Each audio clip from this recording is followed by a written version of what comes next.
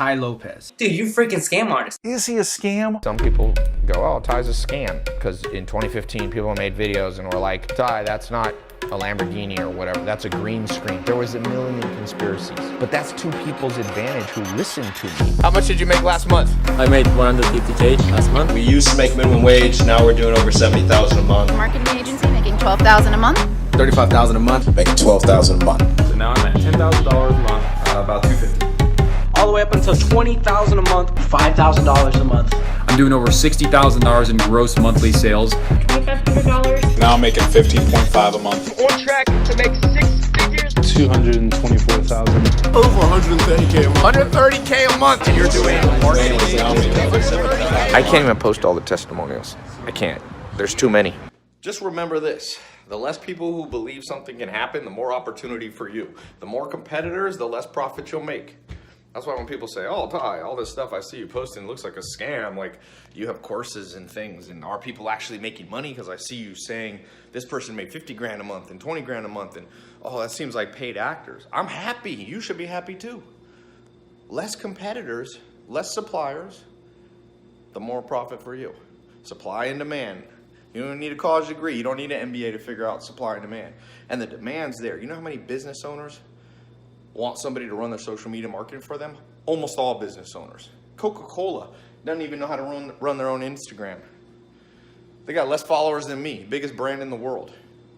They post once a week.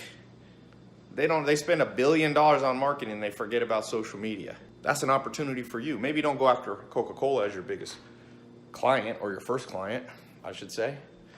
But sky's the limit. You might get a client like that one day that pays you $1 million to do their social media marketing. E-commerce, I've been telling people about. I mean, Black Friday had the biggest sales day online ever.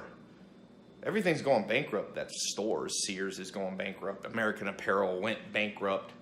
JCPenney will be gone. Walmart's on the decline. Amazon's up.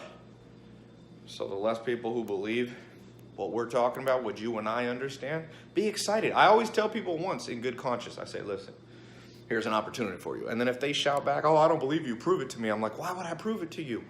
Why would I create a competitor who has animosity and nothing but venom?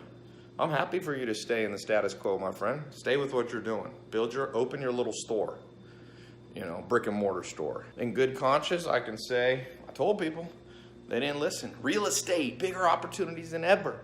And there's going to be a recession here relatively soon. You can count on it. Capitalistic cycles go 5 to 10 years. Last one was 2008.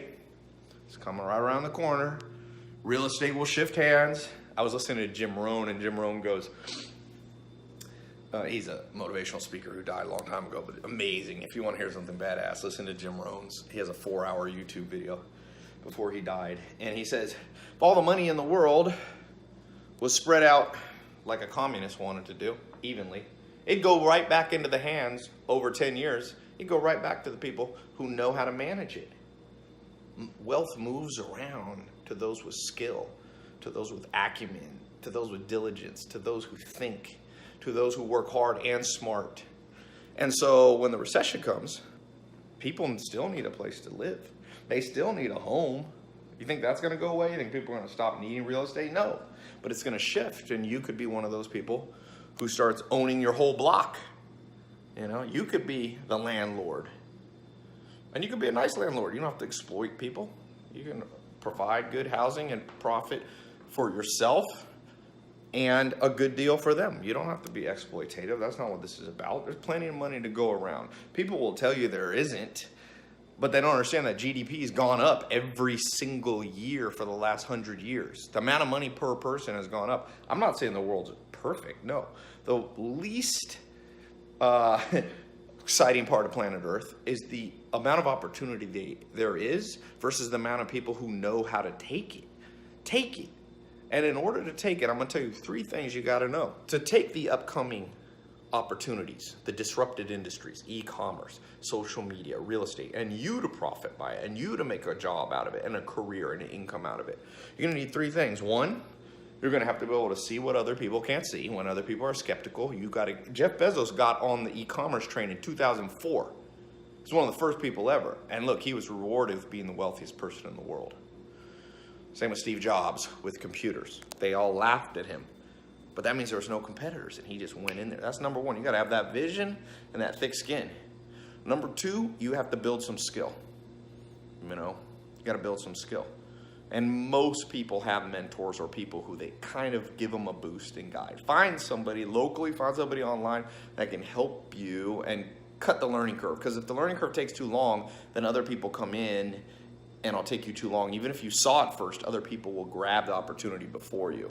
And then third, and last but not least, when you feel like giving up, remember the Chinese saying, the temptation to give up is greatest right before you're about to succeed. So when you start your little social media marketing agency or e-commerce or your entrepreneur venture or a side business while you keep your main job or your real estate investing or whatever it is you do, you're gonna encounter struggles. This ain't a get rich quick talk that I'm giving.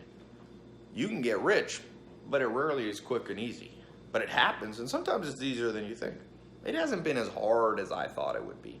But that's not to say it hasn't been full of struggles. I mean, growing up, I thought it was impossible. I never met a millionaire in my life. It's not impossible.